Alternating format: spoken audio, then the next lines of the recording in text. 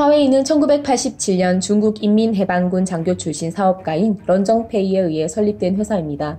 화웨이의 주요 사업 분야는 네트워크 및 통신 장비 제조로 중국 국영기업인 GTE와 함께 중국의 대표적인 네트워크 장비 제조사입니다. 화웨이 회장 런정페이는 인민해방군 소속 IT 연구소에서 장교로 근무하여 군수 IT 분야와 인연을 시작했고 군 복무 기간 중 상당한 연구 업적을 남긴 것으로 전해집니다. 1982년 군에서 나와 1987년 21,000위안의 자본금으로 화웨이를 설립했습니다. 회사 사명인 화웨이는 중화민족을 위하여 분투한다라는 뜻이라고 합니다.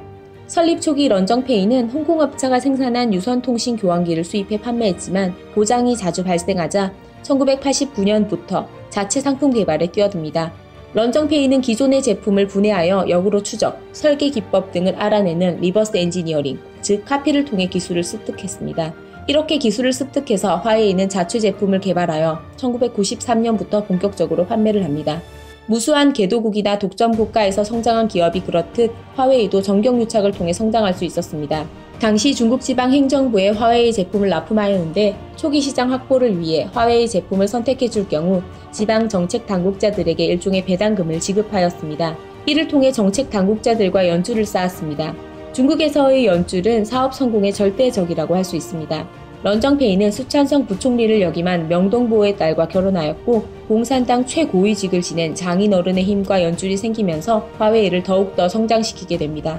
이러한 연줄을 바탕으로 인민해방군에도 통신 교환기를 납품하는 데 성공했습니다. 사실상 군납 독점 납품을 통해 화웨이는 안정적인 자금줄을 확보할 수 있었고 이를 통해 연구개발에도 힘을 쏟을 수 있었습니다. 1994년에는 당시 공산당 총서기인 장쩌민을 만나 그로부터 큰 지지를 이끌어냈고 1996년에는 지방정부뿐 아니라 중앙정부인 중앙공산당의 독점적 통신장비 공급자로 선택되어 중국 내에는 더 이상 경쟁자가 없는 상황에 이르렀습니다.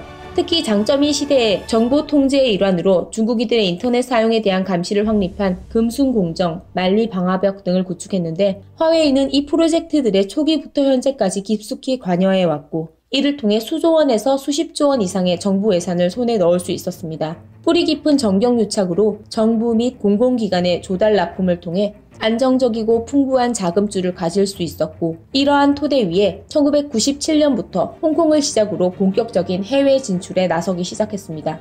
중국 정부의 전폭적인 지원하에 2005년부터는 수출 규모가 내수 매출 규모를 넘어서기 시작했고 글로벌 통신장비 제조업체로 주목받게 됩니다. 지금 화웨이는 통신설비뿐만 아니라 스마트폰 시장에도 진출하여 2018년 2분기에는 애플을 꺾고 점유율 2위를 차지했을 정도로 엄청난 성장을 하였습니다. 하지만 화웨이는 이런 성장의 이면에 중국 정부와의 깊은 연관성, 기술 탈취 등의 의혹을 받고 있습니다. 화웨이는 이상하게도 엄청난 대기업이지만 비상장 회사로 회장인 런정페이가 가지고 있는 주식은 고작 1.4%, 나머지 98.6%는 노동조합인 공회에 가입한 직원이 가지고 있다고 합니다. 주식을 가진 직원은 재직 중에 주식을 팔 수 없으며 퇴사 후에 반납해야 한다고 합니다. 이 공회란 조직이 중국 공산당에서 직접 감독을 하는 하부 조직이라는 점에서 화웨이와 중국 정부와의 깊은 관계를 알 수 있습니다. 이뿐만 아니라 중국 국가안전부 및 인민해방군 사이버 부대와의 협업으로 캐나다 통신장비 업체인 노텔과 미국 네트워크 장비 업체인 시스코의 기술을 탈취한 의혹을 받았습니다. 최근에는 미국 이동통신사인 T-모바일의 스마트폰 품질 검사용 로봇인 태피의 기술을 탈취했다는 혐의로 기소되었으며 미국 아칸 반도체가 개발한 스마트폰용 인공 다이아몬드 반막 기술을 탈취한 혐의로 FBI가 미국의 화웨이 연구소를 수색한 일도 있었습니다. 이렇게 드러난 일들이 빙산의 일각이란 의견이 많습니다. 그리고 지금 미국에서 가장 문제 삼고 있는 중국 정부의 정보 수집 활동을 도왔다는 의혹을 받고 있습니다. 실제로 2016년 11월 중국 회사들이 미국에 판매한 수백만 대의 폰에 백도어가 발견되기도 하였습니다. 사용자가 어디에 갔는지, 누구랑 통화했는지, 어떤 메시지를 보냈는지를 모니터링할 수 있는 백도어이며 72시간마다 이 정보를 중국에 있는 서버에 전송을 했습니다. 이 백도어가 탑재된 중국 폰 중에 화웨이의 폰이 포함되어 있었습니다. 화웨이 변호인 측은 백도어 탑재를 인정하면서도 중국에 있는 서버로 전송된 데이터는 중국 정부에 전송된 게 아니며 탑재한 소프트웨어를 만든 중국 회사의 실수이다라고 하였지만 미국은 이 말을 믿지 않고 있습니다. 미국은 이러한 문제들 때문에 2018년 미국 국민들에게 화웨이 폰을 쓰지 말라고 권고하기도 했습니다.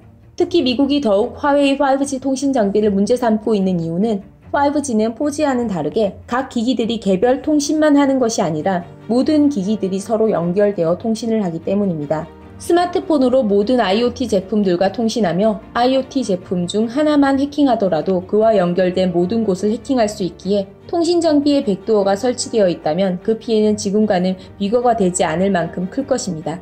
이런 이유로 미국은 아주 강하게 화웨이 5G 통신 장비를 견제하고 있습니다. 지금 한국에서는 화웨이의 5G 통신 장비를 도입한다는 LG U+에 대해 고객들이 많은 우려를 하고 있습니다. 중국에서도 이런 논란을 잠재우기 위해 여러 대응을 하고 있다고 하니 이 문제가 어떤 식으로 끝날지는 좀 더 지켜봐야 할 것 같습니다. 시청해주셔서 감사합니다.